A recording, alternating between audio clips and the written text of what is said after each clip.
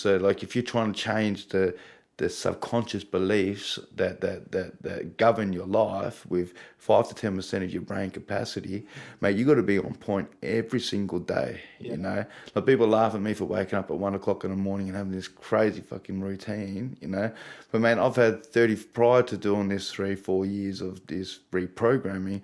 Man, I've had 35 years of self-sabotage, dereliction, addiction, fucking depression, suicide, like shit, you know. So I take a couple of days off, and the alarm goes off. I snooze it a few times and take a couple of rest days or whatever. Mate, my old programming, the way more familiar one, creeps right back in and runs the show like that. Because it's so familiar. Because I'm only operating on 5 or 10% of my conscious brain power to change this whole program, which has led my whole life. You know. Hey guys, welcome to another episode of the INTOCHANGE podcast, and thank you for joining me again, your host, Ben Lowe. Before we do go any further, I have a very small favor to ask, and that is if you haven't already and you've been enjoying the content, can you please go and hit that subscribe button and share this with just one of your friends? Because as you know, the more engagement we get, the more eyes and ears on this platform, the bigger and better guests I can bring for you guys, and in turn, the more value I'm going to be able to deliver. So over to today's episode, I am joined by a man by the name of Nick Midgley. Now, me and Nick crossed paths a couple of times through social media until I realised that we had a very similar story. So Nick was addicted to heroin for a very long time.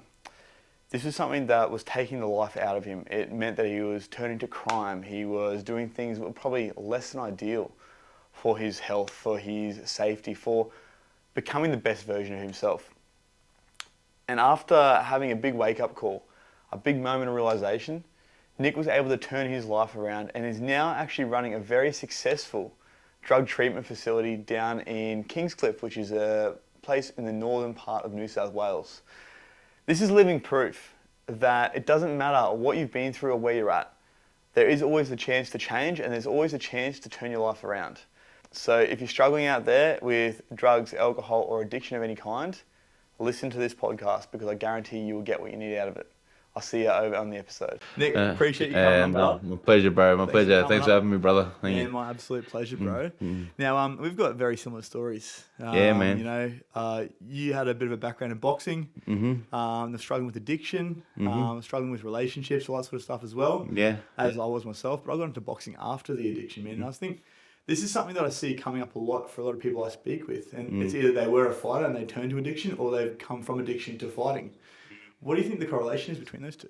Man, I think it works as a distraction, you know, like a positive one. But like, I think that, you know, for myself personally, I needed to train, you know, like I use training just like I do any other vice, you know. Yeah. So it's like an addiction still, right? Yeah, absolutely, bro, absolutely. But it was one that wasn't as, you know, catastrophic as all my other ones and stuff like that, you know. So it was like, you know, so I was either training or boxing or some sort of training, or I was out, you know, partying, taking drugs, drinking, and, you know, so I always needed something, you know. I think I personally, and certainly for a lot of people that I work with, you know, they have an inability to sort of sit with themselves, be with themselves, check in with themselves, like, you know, and they're not comfortable in their own skin, and so they're always looking for a way out, you know. You know, but like training, I mean, that's why I used to train. You know, I've got a whole different relationship to training now, you know. Like now, is that right? Yeah. And I mean, training used to be just like this physical goal, something I do for myself physically, you know. Like now it's like, you know, like I understand, man, like life is just pure suffering, really, you know, like it's full of suffering, full of pain, you know. But you get to choose your pain, you know, like you get to, you know, if you can put yourself through some, you know, self-induced pain, like, you know, you build more resistance to stuff on the outside, you know, like, you know, you see the people, like, I mean, ice baths are a big thing now too, you know, but I do a bit of adversity to start your day, the rest of the day can't be that bad, right? Yeah, 100%, and it actually works, you know. Like, I wake up at 2:30 in the morning, so there's no one in the gym, and like I use that as just, man, you know, no phones come out. Me and my training partner, we leave our phones in our pocket, and man, we push barriers, man. I mean, it's not for any sort of physical goal. But, you know, like, we look in good shape, we look in decent shape, you know, like, the physical goal just becomes a byproduct of where we can push our minds. Yeah. I think that, like you said, the physical goal, really looking good is a byproduct of health overall, right? Yeah, 100%. And obviously, like you said there, training wasn't always about health for you. It was about, maybe distracting yourself, trying to get away from the things that you're running from and that sort of stuff. And I think, like you said, addiction was a big part of that for you. Yeah, definitely. Where did the addiction, I guess, really come into your life and become prevalent for you? Was it like a young thing that you got into, or was it? Yeah. It was really young. Mate, I don't know, man. Like I just never felt comfortable in my own skin, you know. Like I remember that as far as as far as I can remember, I never really felt comfortable in my own skin. You know, I always felt like everyone understood life, you know, and people understand all the social cues and what to say here and how to act in certain scenarios. And I just felt fucking dumbfounded, man. I just found life a really fucking difficult place to be and to navigate, you know, and I don't know why it was like that for me, but it just was, you know, but mate, the first time I found drugs, you know, I smoked pot first. You know, well, I mean, I had a couple of drinks first, but like, you How know, old were you this time? 11 when I first smoked pot. Yeah, You right. know, and mate, when I first smoked it, I was just like, fuck, you know, like it's just all the anxieties, all the self-consciousness, all the shit that I was experiencing every day just left, you know, and. Mate, that was the start of a fucking, you know, pretty, you know, it's the start of the floodgates opening for me. Yeah, you right. know, like I just I didn't have the you know, the education, I didn't have the sort of like the support around me to sort of steer me away from what inevitably happened, you know. So I just wanted to feel good, you know. I just wanted to feel different in the way I was feeling, you know. And so I started experimenting with, you know, all sorts of drugs really quickly, you know. And it's crazy, right? Because like you said, like you didn't feel good beforehand, but then you smoked this thing and then it made you feel good. So all of a sudden that became your new baseline for happiness. Yeah, Do definitely. you think this is something that, especially because you work with a lot of addicts, Yeah, is this yeah. something that you see a lot with addicts that you work with? Yeah, well, I mean, like, you define addict, you know, like, because, I mean, addict, you know, what I know now, like, I started working, like, I opened up a drug and alcohol treatment center, you Yeah, I know, want and to go into that a little bit later as well. yeah, Man. yeah, That's for fucking cool, sure. bro. I love that. Yeah, thank you, my brother. I'm Thank you. so proud of you, brother. So that was my thing. I thought, I work with, you know, drug addicts and alcoholics, you know, but like, what I know now is like addictions is this huge spectrum, you know, like. It doesn't just come down to substance. No, that's right. You know, like I see a lot of people, I work with a lot of people, you know, like, you know, I work with a lot of, you know, businessmen and women, corporates and, you know, unassuming people that are acting out in all sorts of different, you know, different vices, you know, like a lot of people, man, a lot of people are addicted to like dating sites, you know, like, you know, and to a stage where it's actually fucking up their life, you know, like they're actually in like real turmoil with it and stuff like that, you know. A lot of people in sex addiction, sex and love addiction, you know, a lot of people, yeah, I mean, we all have these like, you know, dark sides, dark nature to us, you know. A lot of people are like in shame about it and stuff like that, and like, you know, have all these like, you know. That's the crazy thing, I think, because the attention doesn't get brought to these things, but we Yeah. all have that side to us. Yeah, It's yeah, just 100%. what we hide behind closed doors, right? But then someone 100%. talks about it and it's like, oh, you're a piece of shit, or Yeah, no, yeah. you can't say that, you can't do that, you can't be that person. Yeah. Bullshit. We've all got that inside of us. Yeah, right? yeah, And 100%. I think the powerful thing is actually being able to unleash that without it being a negative thing, going, okay, this is who I am. This is something I want to work through. But there's still that big stigma there, like there is around men's mental health. Yeah. With, I guess, shame around addiction. But if there's always going to be that stigma there, then how do we work through it? Mate, I think it's just it's like conversations like we're having now, you know, like it gives other people permission to sort of like, you know, to expand on their own shame. I mean, the way out of shame is to bring it to the light. Yeah, the more shame, the less we talk about the things we're shameful about, the more we've got it. You know, so shame. You know, we need to be able to sort of like openly communicate this stuff. And for me, talking about my history with drug using was just like, you know, like I'll touch on it here and there to certain people and stuff like that, you know, when I thought it was okay to, but like I never really went to it in any depth like I do now. You're still trying to almost like hide it a little bit, right? You Yeah, just keep it in the dark, right? Well, It's the shame, the shadow side. the shame of it was like, you know, I mean, because I sort of built and created a life that like, I mean, having a gym and, and training boxes and, even being being an athlete and, like, being an advocate for not taking drugs with kids and stuff like building all that, and like there was that part of me just thought, fuck, what if they found out the truth? It's like that bit of imposter syndrome. Oh, big time, Yeah, big right. time, big time.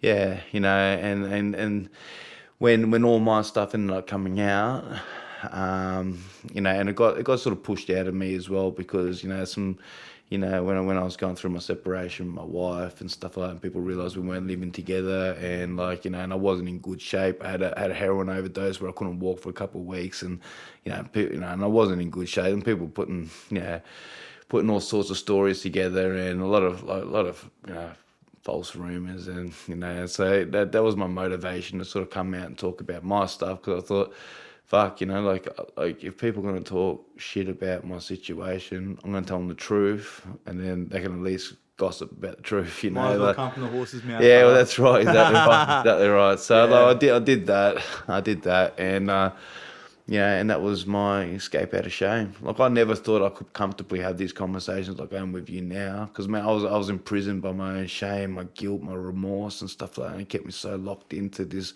small life. Like, man, even when I was, That's what it does, right? It keeps you small. yeah, well, you want to stay small. Like, I remember when these boxing promotions were going on Foxtel and on, like, ESPN and stuff like that, and they're getting televised, and the newspapers always come in and do, like, stories about these shows and stuff like that, and taking photos of us and stuff. I was always thinking, fuck, like, I just want to stay small, because I don't want someone to go, oh yeah, fuck, I know that kid. What Yeah. if this comes up? I used to see this kid fucking running around fucking streets of Melbourne, fucking putting needles in his arm, and just being a little fucking delinquent, like, like, I mean, I don't give a shit about that now. Like, I'm so okay with that now, but back then, like, that shame around that, like, about people finding that out, like, that kept me, like, not wanting to be seen, like, Man. Well, let's go back to, I guess, that whole addiction side of things. Yeah. So you started smoking pot when you were 11 years old. How Yeah. did things progress from there? Mate, I just, like, once I started smoking pot, I suppose I just started to lean over to, like, the drug scene, Yeah, it's like, this feels good. This is going to feel even better, right? Yeah, That but sort like of thing. the people that smoke pot, some of them have, like, pills, and, like, and the people that got pills, they got a bit of coke, and people got coke, like, they go out partying at these, like, these what do you call it, these raves back then, these sort of undercover Spencer Street raves and stuff like that. But Was this down Melbourne, right? this is in Melbourne, yeah, Back in the days. yeah. Pre-Mitzies and shit. Yeah, exactly right. And then, a couple of those people would, like, they'd walk down after one of these Spencer Street raves, they'd walk down to Russell Street, they'd go get some, get a couple of caps of smack, and they'd come down with it, and I mean, that was my big one, heroin. Once I experienced that, like, it gave me a feeling that I really wanted to keep in my life. I thought, okay, this is the substance that I want in my life. I was aware of what it can do to people, but I thought, I'll do it differently. I'll just manage this for a bit, and, like, I'll use it differently, because I'm not a junkie like these guys. Like, I had that even at that young age. Like, I thought like that, and I dabbled with it for nearly 2.5 years before I got a habit. And how old were you when you first tried smack? 13. 13. Yeah. I had a habit by 15. Heavy, yeah. bro. Yeah, that was scary, man. That was scary because, like I said, I thought I could dabble, and then when I realized, like, I was withdrawing one day, like, I was talking to a friend about, like, I said, oh, mate, just had a real shit night's sleep, like, my back was all aching, my legs were just, like, uncomfortable, I was sweating, I felt a bit nauseous, I was throwing up. All the symptoms, Yeah, and he said, nah, I mean, you're hanging out, like, it's like, oh, fuck. So in my head, I thought, okay, well, I'll stop now, Yeah. And then I tried, man, and it was the first time I tried to stop, and I just couldn't, And up until this point, you would have said to yourself, I can stop any time. Yeah, This yeah. got me. This hasn't got me, right? 100%, because I was taking Yeah. days off. I wasn't using every day, And then once I had that experience, I was like, that withdrawal experience, the only way to stop withdrawing is, the only way to stop hanging out and withdrawing is to have more. That's the thing Or to go about through a proper detox, that's right? proper detox, Which is fucking and heavy as well. and so like I tried to stop, and because I was already in that withdrawal process, like it got me by the ankles at that point. I was like, fuck, I just couldn't stop, I just didn't want to go through it, like I'd go a day and a half and use again, and try to push 2 days and use again, and after a while it was just every day. Yeah. It's just like, fuck it, this is me now, right? Well, mate, I in the back of my mind, I always thought I'd give it up, but I didn't know how, I didn't know how, like I said, it wasn't, there was no way out of this stuff, from like explained to me, like, and I think back then as well, like it So wasn't. going back, what, like now, like 15 something years? Yeah, 20 well, I'm years? 39 now, so it's like 23 fair while. Oh, I'm not good at math, but yeah, a fair while. About that, bro, yeah. And so 23 people years. weren't having these conversations like we're having now, Yeah, and there weren't these, treatment facilities like they are now, like back then there were rehabs and stuff like that, but they weren't as, it wasn't established. There wasn't this knowledge that's starting to come out now. That's starting to be applied towards addiction and stuff like that. So look, I went to a doctor, and my doctor put me on like a maintenance program. Subby? Yeah, I went on subby. I was on methadone as Yeah. well, and those drugs are horrible. Those drugs it's a life sentence to a chemist. Like, you're literally handcuffing yourself to a chemist. Like, you can't go away anywhere and stuff like that until you have a good enough rapport to get a couple of takeaway doses from your pharmacist and stuff like that. Yeah, And right. it's just a shit life, mate. So the system really for rehabilitation through the government is broken. Oh yeah, 100%. And it's just all part of the system, right? Keep them in the system. Yeah, 100%. And like, I mean, there are a couple good treatment centres that are government funded. Yeah. I don't believe Government it. funded, but not government run. No, that's right, government funded. Yeah. But they're not easy to get into, man. They carry these like 8-month wait lists and stuff like that too, and What can like happen in 8 months? yeah. I mean, when I was younger, there was like a youth detox center, and because when they accept people under 21, and because like back then there weren't that many young kids like withdrawing off drugs like I was, like heavy drugs like I was and stuff like that. Like, it was never too hard to get into those places. So like every school holidays I'd call up and book myself in, and So you're still going to school at this point? yeah. You go to school, and like on the holidays you go and try and detox. Yeah. I mean, the intention was to just drop the habit. I was just trying to get through school, because I use, I don't know, man. Like, I must have some sort of like dyslexia, or like my oldest son was diagnosed with ADD, and when the pediatrician was rattling off all the symptoms, I was like, yeah, fuck, I've definitely got that. Yeah, it's like, Yeah. ding, ding, ding. That makes a lot of sense right now, eh? Yeah. So like I would struggle to concentrate at school, and when I'd read like, paragraph after paragraph, and no information would sink Nothing in, going, yeah. and so I always struggled at school. And when I found heroin, like, I was able to like concentrate for like long periods of Because time. it slowed your brain down for a second, right? Yeah. I mean, I don't know, because with ADD, like a lot of people take like the amphetamines, and they have what that experience, but I found that with heroin. So like, I did think too in my mind. I thought, I mean, I got brought up in that program by my parents. Like, you do school, you go to uni, you get a job and stuff 9 like to that. 5, buy a house. So yeah, so get I married. had this thing. It's like, yeah, okay, look, my life's fucking chaotic, but like, if I can just get through school, once I finish school, I'll sort my life out, and and go from there. So even then, I had a bit of a little bit of hope, a little bit of ambition and stuff like that. Always So had a vision, right? Always had a vision. yeah. So from the young age, like obviously heroin's not free. How are Yeah. you, I guess, getting your hits? How are you, are you doing crime, that sort of stuff to pay for it? Yeah, when I was young, I did. Yeah, when I was young. So before I was 18, like, I had a little earn, because I had a school uniform and like, I had my backpack loaded up by a couple of like people. Used to go to the Gatwick, the old Hollywood, the Regal, and and then the old beach house of the people Just around curious Melbourne. stuff, eh? Yeah, they Yeah. understand that, so just moved a bit of stuff. And they give us a taste. And like the girls used to get robbed, and the working girls used to get robbed, and and I was a trustworthy kid as well. Like I still had the innocence about me, I suppose. And I had a couple of girls that I used to spot for and stuff like that. And I used to hold the money for them and stuff like that between their jobs and stuff. Yeah. At the end of it, they give me like they break a little bit of a rock off for us and just sort of just get me going and stuff like that. I stole, well, also, I stole a lot from, particularly my parents as well.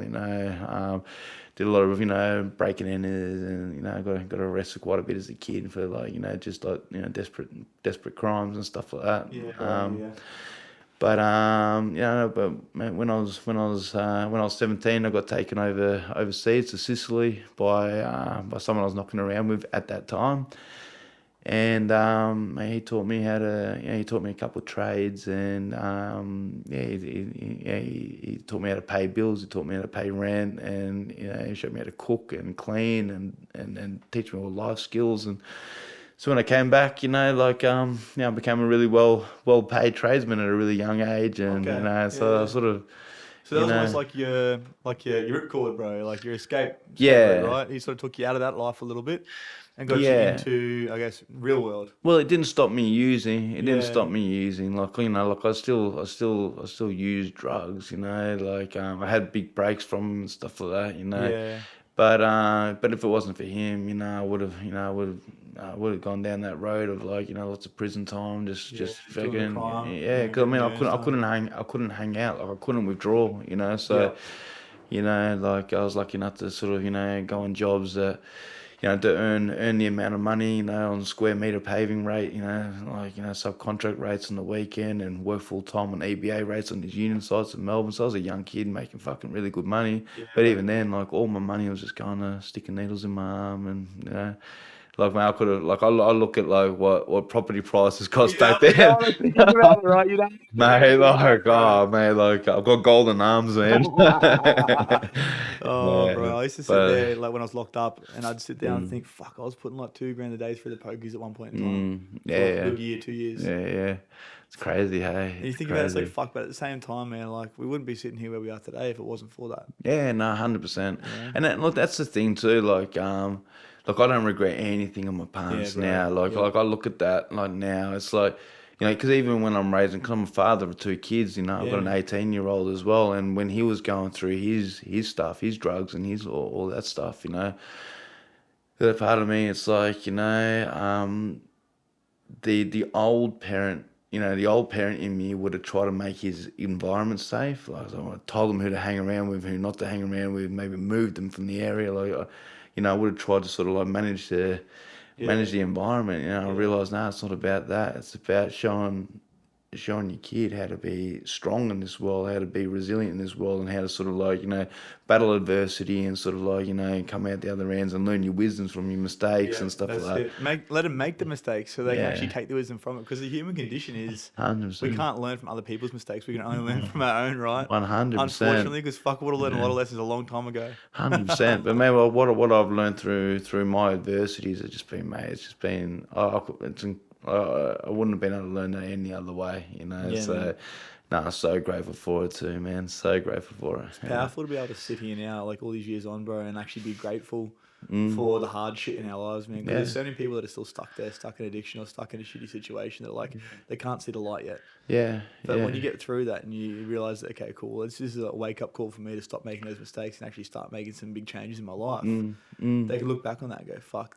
That's what I was meant to learn there, right? Yeah, I mean, look, I know enough about your story too. Like that stuff got bad enough in your addiction that you're forced to change. Yeah, I mean, there's a lot of people that use their vices in a lot more of a manageable way, and so they don't go through that full dereliction like we did, but they also don't get the full benefits of what life can actually offer you, right? Because it never gets painful enough for them to change. That's right. They haven't you had know. enough pain to get off the nail. Yeah, well, I believe that. I believe that, you know, to have real change, the pain of staying the same has to outweigh the pain of change, you know. Yeah. And if you can do that, like if life gets so fucking bad for you that you're forced to do something about it, like you just get on that directory to like this fucking incredible way of living, man. You know, like I look at my life. I would have swapped my life to anyone stupid enough to change. You know, a little while ago, to anyone that didn't see the real turmoil going on. You know, but man, today, like I wouldn't swap what I have and how I live. And you know,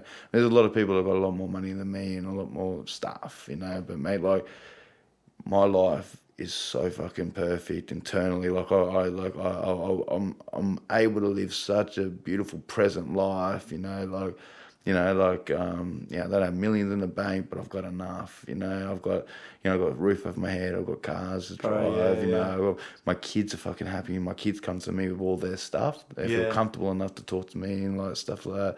I can emotionally hold space for my kids, and I grew up with parents that weren't able to do that. You know, so. Through my addiction and the places that it took me to, you know, like I had to learn how to do that, and now I can do that for my kids. I get to break that bond, you know.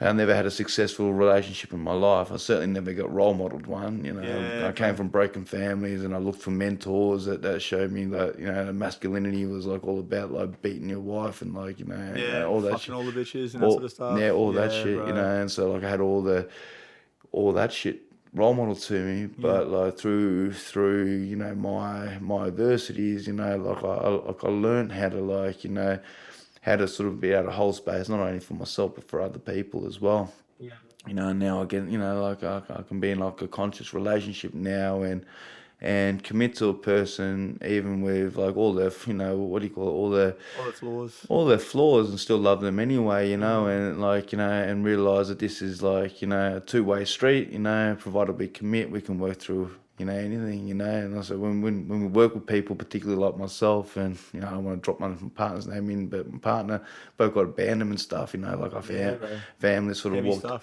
families walked out and us sort of stuff, you know, and stuff like that. So you carry those wounds.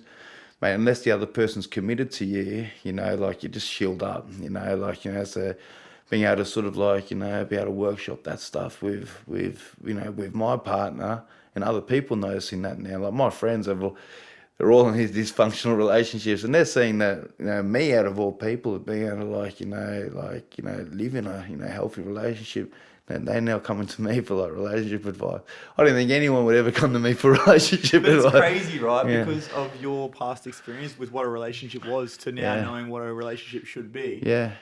Like you and your partner are perfect for each other because you guys will help to expose the things that you need to work through. Yeah, 100%. Whereas like mates of yours, and I know that like this is the same as I used to be, and I've got mates that are doing exactly the same. Like they're miserable in their fucking relationships, but don't want to do anything about it because they're scared of being alone. Yeah. But when you know that it's okay to be alone, it's like, all right, this is where I need to be. Yeah. It sort of helps you to sort real of power in that, hey? Yeah, real bro, power real in that, power. you know. And then that's the thing, isn't it? Like, you know, that loneliness is just that signal for lack of self-love. Yeah, bro. Because if you can love yourself, it's a symptom. It's that's the engine light being on, saying, "Hey, something going on here. We need to work on this." Yeah, for sure. Because mate, because if you love yourself so much, you know, like what's there to be lonely about? Like you've got all the company you need. You're all right within yourself, you know. Yeah. So when you're lonely, all it's doing is signaling to you that you're not okay with yourself.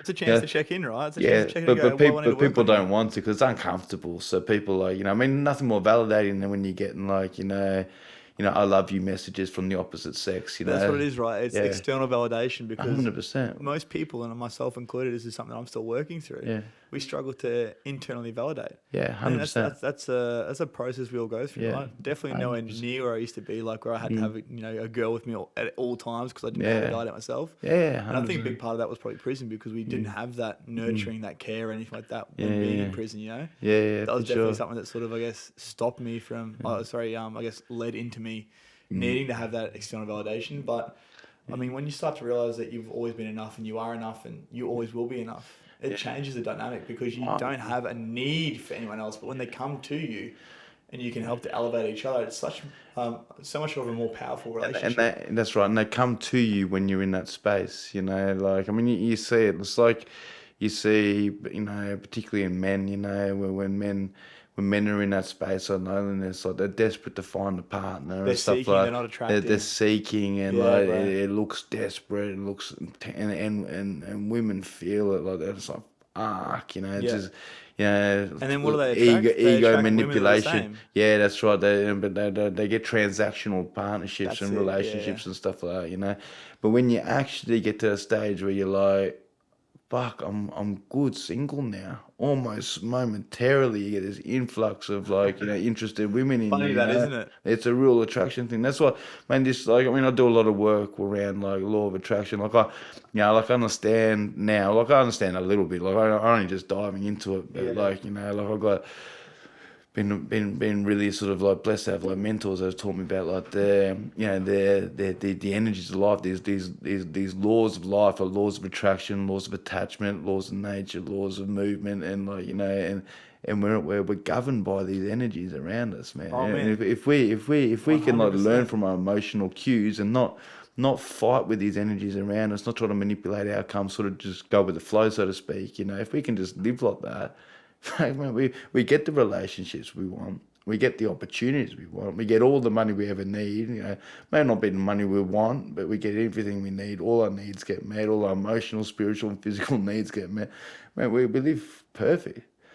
But it's when we get attached to having a certain life. So when we get attached to an outcome of life being a certain way, it causes all our suffering. Yeah, I think that's a really cool thing that you said there. So getting attached to it, things being a certain way, like you can have your destination where you want to be, but you don't need to know the process to get there. Yeah. Just let life do its thing, bro. Yeah, for sure. And even when you get that, because I mean, there's two types of people. There's people that live their life with a vision of the future, Yeah. and there's people that live their life recreating it through the traumas of the past. Yeah, there's only man. two types of people, right? But the people that live their life with the vision of the future, they get it. Like you can have this vision of the future. And it happens in a roundabout way that you don't really know it's happening until you're in it, until you've gotten to the destination. You're like, this is what I envision. But it comes in like in a disguised way, it doesn't happen exactly the way you think, but it comes in that way, like I do this practice with people that struggle to get this concept of manifestation, like everything getting created by thought and feeling, I say, okay, write down all these big significant events that have happened in your life, good or bad, good and bad, separate if you can, and notice how much time and feeling did you reflect on that, how much anxiety did you bring to those situations that caused you all that grief, and how much time do you, think about all the positive things that have happened in your life as well, and like the wishful thinking and stuff like that, the daydreaming and stuff like that have created these outcomes that actually actualize in your life, Once people write it down, they go, oh fuck, this is really true, like this, they see it, because I mean, it's on paper, they've written it down, and they realize, fuck, yeah, I thought about like that a lot of the stuff. time they're more focused on the negatives in their life. Well, man, I believe the world is a fear-induced world. I call it the Matrix, whatever. Like fuck, but it's a manipulated perception to keep us in fear, to keep us controlled. That's my enslaved in debt and like Don't watch the news, guys. Yeah, exactly that. Legit, So right? if you program yourself, like if you wake up in the morning, read the paper, watch the news, and turn the radio on and stuff like that, you're subjecting your subconscious mind to negativity and fear. Well, you're just reiterating the program from yesterday, right? Yeah, 100%. So they said by age 30, 95% of our brain is subconscious programming. 5%, then if you want to make conscious change, it doesn't really make sense. So you only got 5 or 10% of Yeah. your brain capacity to change the program that you work. So and that's the thing. Like like when you're working with because I mean like both you and I we coach people on the outside, so we show people how the subconscious and conscious mind works. And it's all about consistency. So like if you're trying to change the subconscious beliefs that govern your life with 5 to 10% of your brain capacity, mate, you got to be on point every single day. Yeah. You know, like people laugh at me for waking up at 1 o'clock in the morning and having this crazy fucking routine. You know, but man, I've had 30 prior to doing this 3-4 years of this reprogramming. Man, I've had 35 years of self-sabotage, dereliction, addiction, fucking depression, suicide, like shit, you know. So I'll take a couple of days off, and the alarm goes off, I snooze it a few times and take a couple of rest days or whatever. Mate, my old programming, the way more familiar one, creeps right back in and runs the show like that. Because it's so familiar, because I'm only operating at 5 or 10% of my conscious brain power to change this whole program, which has led my whole life, you know. Yeah, so if I'm not consistent with my practices, you know, it'll just, I know. You feel it, right? You literally said, like, you have one slip up, and 100%. it's the next day. It's even easier to have another slip up and another slip up, and then all of a sudden you're back to square one, right? Yeah, 100%. Like, I mean, like it's a life of habits, you know. Like, a friend of mine, you know, he's got a saying, like, we create our habits and the habits will create us, you know. And like, and I get that too, you know. And I read that book Atomic Habits by Ed Milet, you know, and like, you know, and he says it's like that thing. James Cleary, I think that one, isn't it? Oh, is it? Yeah. Sorry. Yeah. Yeah. No, sorry. That's right. Yeah. No, I'm thinking of the power of one more. Sorry. Yeah. Yeah. But it's like if we break a habit one day, we can't do it two. You know, because anything that we repeat becomes the habit. You know. So if I have the slip up or whatever happens, then we have to make those adjustments because life gets in the way. Yeah. You know, it's just make sure that we leave it at that and then get back into our conscious I think shift. he says, like, you know? never miss twice. That's the one. Yeah, exactly right. I say the same thing to all my clients. Never miss twice. Like, you fuck up, you're only human. Yeah. Don't let a fuck up become a habit. You know what I mean? Yeah, no, 100%. That's a difficult thing to watch in this space. I'm sure you're aware of it too. Is you have clients, and you know when they come to you with their stuff, and you know how problematic all their vices are and all this stuff are, and it's that lack of self-love they have for themselves, which has got to get them across the line to be able to do the work, to stay consistent, to wake up in the mornings and stuff like that. Because, man, there's got to be a degree of self-love for you to wake up at like 1 a.m. in the morning and do all this crazy shit that I do, you know what I mean? Like, now, but I've cultivated that self-love just through, like, at the start, it became this, like, really, like, routine, rigid thing that I did. It's like, okay, I wake up at 1, I do this, and then now... Really, like David Goggins style to start with, right? Yeah, it was like that. It was harsh, you know. Yeah. But then now it's like, man, I wake up at 1 o'clock in the morning, fuck, you know. It's like I have to wake up at 1 o'clock in the morning. Now you get to wake up. Yeah, now it's like, I feel so empowering. It's like, man, bro. by the time other people wake up, I've had 8 hours of self-love. Like, I've woken up and I've meditated, you know, I've had a cold shower, so I've embraced a little bit of, like, you know, a bit of uncomfortability early in the morning so I can set my day up to sort of like be a little bit more peaceful. You know, I've brushed my teeth, I've hydrated, I've taken my vitamins and I have my lemon water, you know, get myself to the gym, have a train and got a little prayer meditation routine that I do as well. Yeah. Have a train, do some breath work after, you know, have a little walk with my partner, get a coffee, walk the dog. And this is all before like 6 o'clock, 7 o'clock. Yeah, right? before 7 o'clock. Yeah, write my gratitude list, set my intentions out for the day and do my to-do list for the day. So I've got a bit of like structure for how my day runs, you know. By the time people are rolling out of bed, you know, like having a coffee and a cigarette and stuff like that, man, I've had 7-8 hours of self-love, you know. So, man, like, everything that happens to the rest of that day, like, I bring my best self to, like, I've cultivated a high vibrational state of being. And that's what it takes for you to show up as your best self, right? Because you're still having to undo that programming that you've had for the last 30 years. Yeah, 100%. But man, when we're working with clients that have got real heavy shit going on, which majority of my clients do, you know, like, just got the field that I'm in, you know, like, mate, if I come in there half-assed, I'm no good to them as well, you know. So, you know, if I'm in a high energetic state, I lift them, you know, I can lift them just through my presence without sounding egotistical, but like that's what we do, you know. Like, you know, if we're high energy, if we've got high energy, it becomes contagious. Yeah. Yes, bro. I mean, if I don't cultivate that good energy for myself in the morning, and I just bring whatever version I wake up at. If they've got low energy, then they drag me down to their state, you know. Yeah. So, like, you know, so I mean, my mental state is is completely like self-cultivated, self-created through my process by waking up at 1 o'clock in the morning. So it's like, People for probably me, ask you all the time as well, like, how can you do that, or why do you do I that? get laughed at. I know, bro, that's it's just crazy, like, right? yeah, So I do like 3:45, and people are like, you're fucking off your head. yeah, Bro, yeah. in like fucking a couple of weeks' time, there's gonna be sunlight, pretty much. You know? Yeah, nah, 4 a.m. yeah. the sun's coming up. 100%. 4:30, but bro, it's literally this same principle. This is what I need to do every day to show up as the best version of me, because I still have all that shit. I still have all the demons. They're still there. They're just not as loud as they used to be. Yeah, The devil on the 100%. shoulder ain't as loud as he used to be. 100%. But it gets really loud. Take a couple of days off. It gets loud again, man. Real It loud. gets loud Stay in again. bed. Yeah. Be a little bitch. Yeah. Be fucking sweet. Don't worry. Mate, that's almost just What's the worst that could happen? All those little voices, right? That's the dialogue, I mean, Yeah. because we all run on a narrative. We all got a internal dialogue. It's usually created through our parents or like teachers or stories you pick up, right? Yeah, that's right. So Generational shit. yeah, so man, I don't even hear it today. And if there was anything, it'd probably be a lot more positive than what it was. But like, fuck, man, like I'd take a couple of days off, man. I realise I have been so hard on myself my whole life, because when that fucking internal dialogue starts getting lifted again, I'm like, fuck, like that's. It's This is how it's meant to feel, right? It's self-defeating. It's not telling me nice things about myself and get me out the door. It's not motivating me. Well, it's motivating me, but in a different way. It's like, Coming fuck, from a place okay, of like lack yeah. and scarcity rather than abundance, man. It's yeah. funny.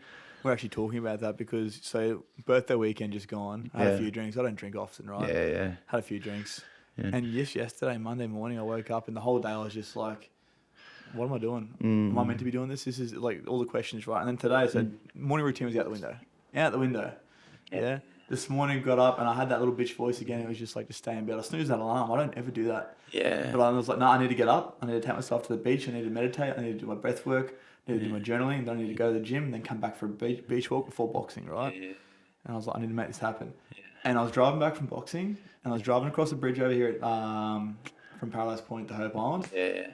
And the comparison from yesterday to today, I was driving along the bridge yesterday and I was just like, what am I doing in my life? Then today I was driving across the bridge going, how fucking good is life? Yeah. And that's literally, I put it down to those small habits, those 1% things that we do every day that stop that voice showing up for us. Yeah, I mean, if you think about it, right, like every thought, every action, has a positive or negative charge. Yeah, man. Do you know what I mean? And So true. so it's okay to do whatever we want. Like we're these spiritual creatures of free will. It's the way we're created by God or whatever, like we're created like to make our own choices and stuff like that, So we get to make these choices, but every choice, like, Every decision, every action, has a right? positive charge, and everything in the universe is just, it's energy and feedback, information and feedback, So when we do good, loving things for ourselves and others, like we get empowered, like our energy gets lifted. Yeah, and when we do things that are sort of like, they're unintegral to our best higher self or unintegral to other higher self, like, our energy drops, Back down, yeah.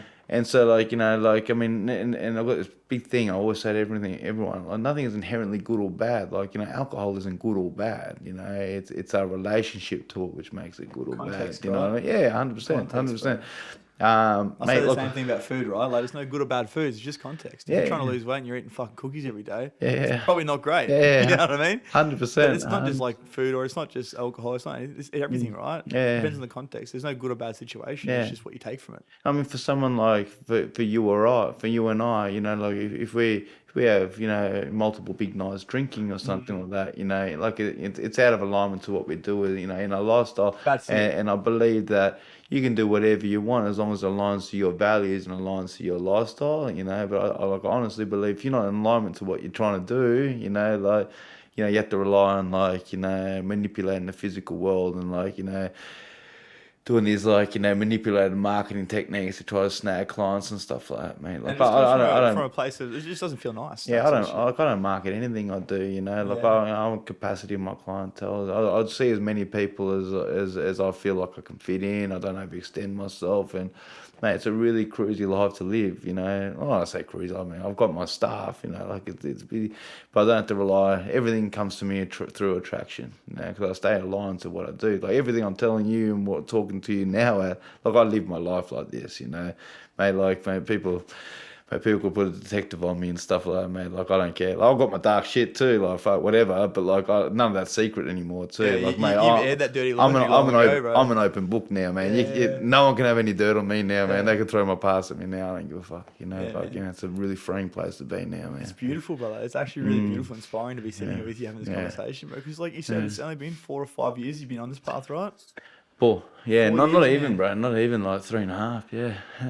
Yeah. And to see where you're sitting now, to I guess what you've told me, what life used to be like for you, man, it's Yeah. just crazy. So, where did the rehabilitation center and I guess the treatment center come into it for you? 'Cause Yeah, you've got your well- own like center that you run now. Is it you run or you own? Yeah, I own it. I own Yeah. it. It's sort of like, I suppose I was running it more when it first started, but now I've got like got an incredible team of like, psychologists, psychotherapists, and like doctors and nurses, like, like that have now turned into like an incredible place. Bro, I want to like, hear all about it because Yeah. that's fucking beautiful that you've come from where you were to now being able to use that story to inspire other people and Yeah. to actually have such an impact on the environment we live in. Yeah.